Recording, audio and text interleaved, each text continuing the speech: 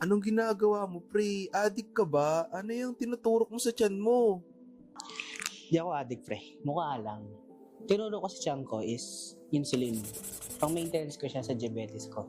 Diabetes? Di ba pang matanda lang yung sakit na yon? Paano ka nagka-diabetes? Ang bata-bata mo pa. Totoo naman, pre. Tama ka naman.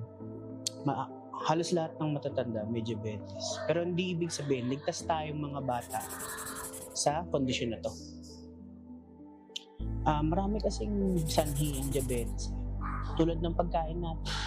Pag sumasobra na, maaaring maging sanhi ang pagkain natin sa diabetes. Gets. Last question na, tol. May diabetes ka, di ba? Mataba lang naman na nagkakaroon ng diabetes, di ba? Mali yun.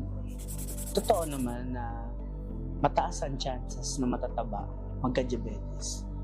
Pero hormonal kasi ang sakit na to, hindi siya physical.